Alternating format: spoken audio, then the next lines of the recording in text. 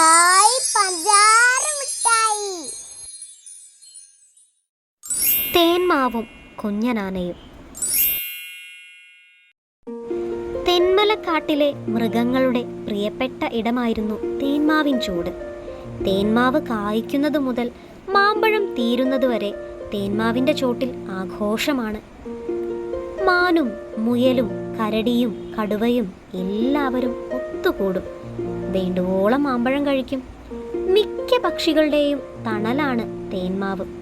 അവർ കൂട് കെട്ടുന്നതും മുട്ടയിട്ട് പറക്കാനാവുന്നതുവരെ കുഞ്ഞുങ്ങളെ സംരക്ഷിക്കുന്നതും തേന്മാവിൻ്റെ കൊമ്പിലാണ്. പക്ഷെ കുഞ്ഞനാനയെ മാത്രം തേന്മാവിൻ്റെ അടുത്തേക്ക് കടക്കാൻ ആരും അനുവദിച്ചിരുന്നില്ല. മാമ്പഴക്കാലത്ത് കുഞ്ഞനാന കുലുക്കിയാൽ മാമ്പഴങ്ങൾ വെറുതെ ഒരുപാട് വീഴുമെന്നും മരക്കൊമ്പൊടിഞ്ഞ് മാവ് നശിച്ചു പോകുമെന്നുമാണ് മൃഗങ്ങൾ പറയുന്നത്. അതുകൊണ്ട് തന്നെ കുഞ്ഞനാന മാത്രം മാവിൻ ചുവട്ടിലേക്ക് വരാറില്ല. ഒരിക്കൽ തേന്മാവിന് തീ പിടിച്ചു. മൃഗങ്ങളെല്ലാം പേടിച്ച് ഓടാൻ തുടങ്ങി. ഇതു കണ്ട കുഞ്ഞനാന വേഗം തന്നെ പുഴയിൽ നിന്നും വെള്ളം കൊണ്ടുവന്ന് തീയണച്ചു. ഇതു കണ്ട മറ്റു മൃഗങ്ങൾ ആശ്വസിച്ചു.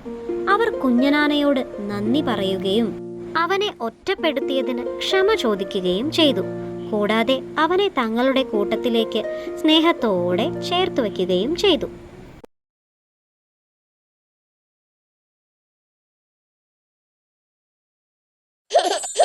ഹായ് പഞ്ചാര